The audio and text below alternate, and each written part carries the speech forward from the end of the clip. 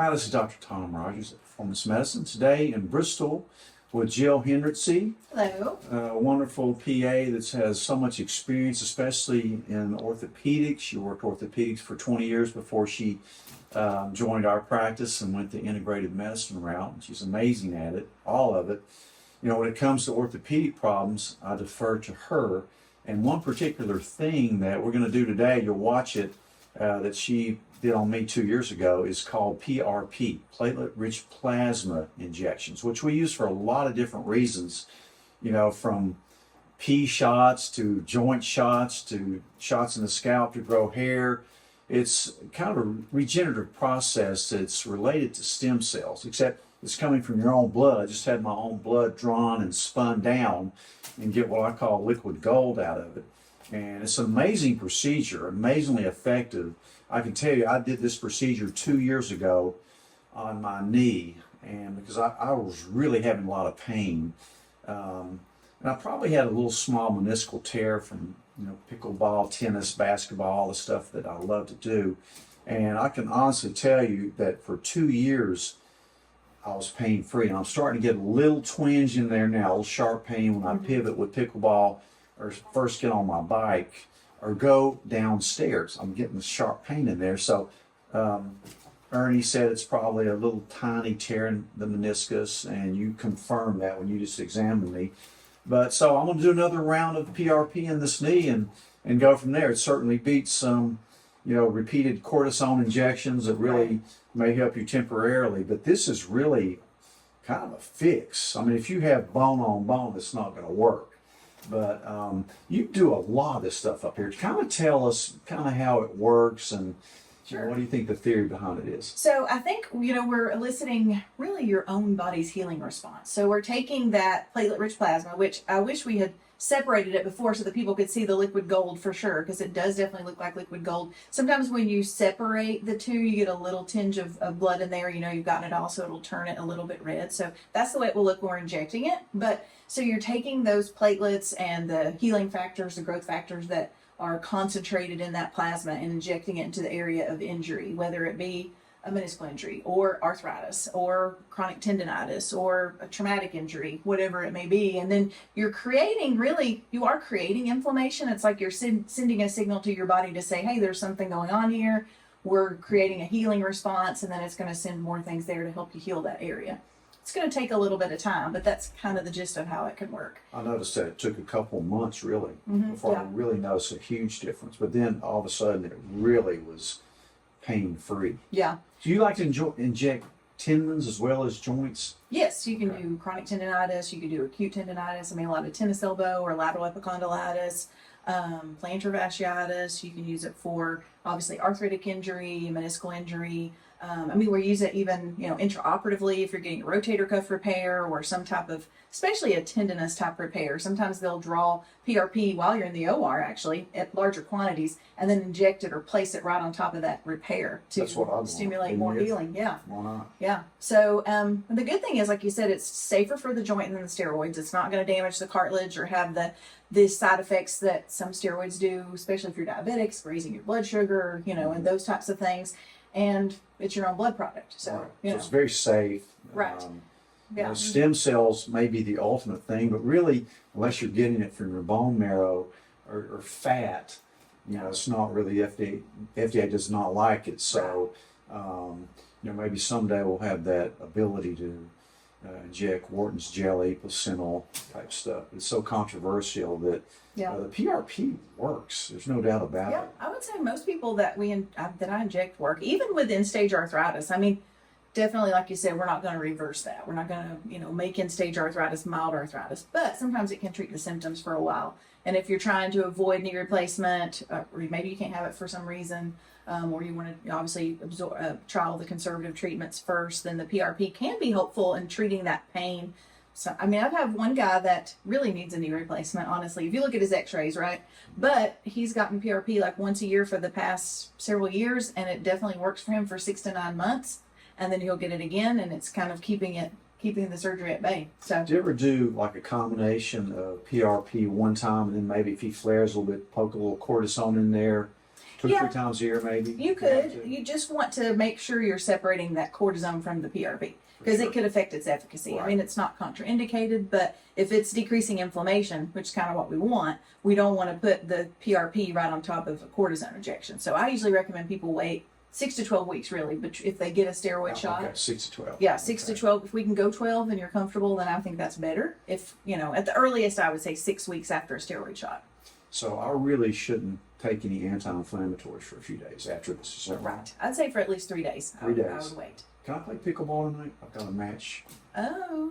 I don't know that I do I knew that. she was going to say Yeah, no. no. How long should I wait before I get on the pickleball? Pickleball, since you're going to be, kind of jumping around and cutting, I might would wait 5 to 7 days at least. I mean, up to 3 weeks if let's say it hurt worse after we did the PRP, which is possible. I don't expect that to happen, but it could. So if you had increasing pain, or let's say for a joint, like what we're treating for you, maybe an arthritic change, a little bit of a meniscal injury potentially, I would say take it easy for 3 to 5 days, something like pickleball, maybe a week, maybe. Maybe a little bit biking. Biking, I think you could do in a couple of days. I probably Okay. would, I would probably wait about 3 days before you did something real strenuous. I just got an e-bike too, Yeah. so Yeah, it's really easy. yeah. So I if think you're I'll cruise doing, around on my e-bike. if you were cruising on your e-bike, you could probably do that tomorrow. Okay. honestly. Oh, wonderful. Yeah, Wonderful. like running, cutting, heavy lower body weight lifting. I'd wait probably a week at the least, and then see how you feel. Like if your knee feels about the same as it has, like maybe it's not better yet, but it's not hurting worse, you could slowly start to add those things in. Now, if I'm doing a tendon, or it depends on what area I'm injecting and what the problem is. I might, like, let's say Achilles tendonitis or an Achilles injury, a partial rupture or something. I'm going to protect that longer. I might even put you in an immobilizing boot for like 3 weeks or so. Tennis elbow, I might protect that a little longer just because I feel like if you go back too soon, we're really going to keep it irritated. Okay. Makes sense. That doesn't mean no activity at all. It just means not going out and playing, tennis matches for a couple weeks. Mm-hmm. Yeah. I think that, like this procedure, the earlier you do it, the better. If Yes. it's thinning hair or erectile dysfunction for the P shot, the earlier you do it, the more effective it is Better for results, sure. yeah. But you're a maestro with this stuff. I'm really proud of you for Well, what you're thank doing you. up here. Thank you. Yeah. Any other tips on anything orthopedic wise? Stand up straighter. Right. Always, keep moving, because moving is better than. I always tell people, even if it hurts, a moving painful joint is better than a stiff painful joint, because if you don't move it will get stiff, and then you've got a bigger problem. But not overdoing as well. But as we know, keeping your muscles strong, staying as healthy as you can be with your weight, and making sure all those things that we talk about all the time, blood sugar and blood pressure and all those things are in check. Can you it see goes the with same? joints as well. You see it stands I there? do, yeah, look at there. I'm Watch checking you do it a next time. continuous glucometer readings. It's very fascinating. We'll talk about that on another podcast. But insulin resistance, inflammation. You're trying to keep inflammation out of your body Right. for the long term. But Mhm. I like collagen supplements. Yeah. I mean, I think that's our practice is really more baby boomers, people that are aging a little bit that want to stay healthy and move and not hurt. Right. Again, my Dr. Rogers pain formula is going to be out in about a month. Oh, good, It's yeah. loaded We've talked about and that, but I haven't packed. seen that. Yeah, there's going to be no other pain medicine like that as far as an herbal preparation for pain. I mean, I've looked at it against like relief factor and some of those, or just glucosamine chondroitin. I think this is really going to. I mean, I loaded it up, so. That's great. We'll see. Is it going to be high in curcumin and turmeric? Is it? Okay, yeah. So I do think that helps with Boswellia, inflammation. black pepper, and I've got a couple other secret ingredients that really are going to work really well. Awesome. But so I look forward to that, because everybody that comes to us either seems like they're tired or they hurt. Right. Is that right? Yeah, that's a lot of the complaints. Yeah. Some of them have brain sure. fog, Yeah.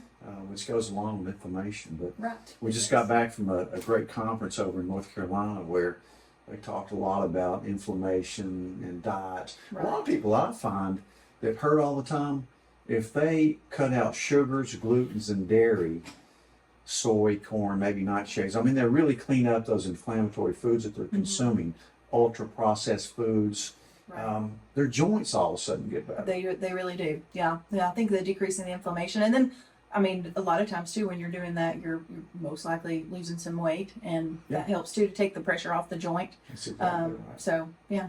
For It's sure. all part of the same thing. It is. Yeah. It all goes together. Yeah. Well, I appreciate you doing this Yeah. today and coming in. Yeah. She's going to inject my knee. All right, very good. So we've already drawn his blood, as he said, and we've already centrifuged it. So we got about 4 or so cc's of PRP that we're going to inject in his knee.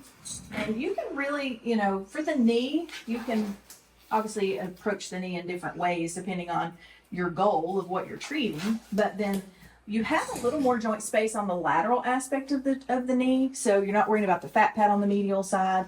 So a lot of times when people get joint injections for arthritis or meniscal injury or whatever it may be, a lot of people will go on the lateral aspect. You can't even come super patella. I hardly ever go up here unless I'm aspirating a knee, and you've got a big super patella bursa that's swollen. I'm going to aspirate up here, and then I would probably inject through that same area because you've already accessed the knee joint. But most of the time I do it in this seated position, just like you're doing here. And you're not allergic to anything, right? No. And I always use my pen just to mark my spot. That way I know I don't have to touch it again once. And I don't put an ink pen on there. Just put a little circle with the end of the pen. That way I don't have to touch it again, but I know where I'm going. And you use that freezing stuff too, don't you? I do. I use the ethyl chloride, yeah. That's why I didn't feel it. Yeah. You know. It just numbs, you still get that pressure sensation, I guess. Sure. But it does help to numb the skin a little from the needle stick itself. So, and of course, if we were doing a steroid injection, I'd be going in the same way if we were targeting the joint, and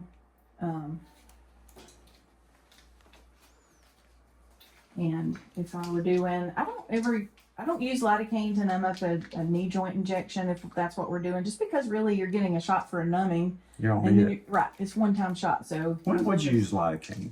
if I were doing something that I know was like, if I'm doing a hip injection and I'm using ultrasound, a lot of times I'll use lidocaine for that, just because it's a obviously it's a much deeper injection, and I'll numb it up a little bit first. If I'm doing a tendon like an Achilles tendon or distal bicep tendon, which I've actually only done one of those, distal bicep tendon, I did numb that up beforehand. Just because you're doing maybe multiple injections along the tendon itself, and it can create makes some more sense. pain. Yeah. That makes sense. Okay, now just relax that knee for me. Here comes the cold spray. It startled you, didn't it? You get more reflex. It's really cold. It does burn a little bit. That's that kind of white that you're seeing on there, just where the skin think is it getting burned really it. cold. Okay, and here we go. That's it. Now, Wow. when we're in there, it's gonna. That is awesome.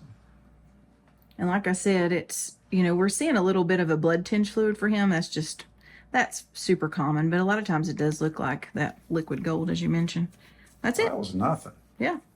You're an amazing injector. It's just so impressive to me. Definitely lots of practice. The only thing that kind of startled me at all was the freezing stuff. Yeah. I didn't feel the needle at all.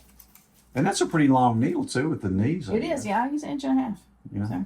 that's just All an right. amazing procedure. Didn't hurt at all. I'm really looking forward to the results. I know it's going to work. I may do this once every 2 years. We'll keep a record of, Sure.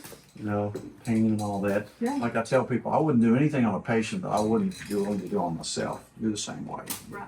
Yeah. But anyway, so PRP, platelet-rich plasma, the centrifuge makes a big difference. Yes. Like we used to tell people, we used to put them on crutches after this and say, don't bear any weight on it. I think that's kind of passe. Yeah, I don't really think that you have to be that extreme with your activity restriction. Again, depending on where we're injecting. But most of the time, no. Most of the time, it's just like take it easy for 3 to 5 days. Be smart with your activity. If it is hurting worse, which is possible, then you probably want to protect it for longer. Yeah. But you wouldn't, I wouldn't tell you to go out and run a marathon next week or anything. But getting back to, if you're a person that's normally exercising and doing activity, you can certainly get back to most of those things within a week or And less. say it did get a little stiff or sore, you wouldn't advise using ice on that, would you?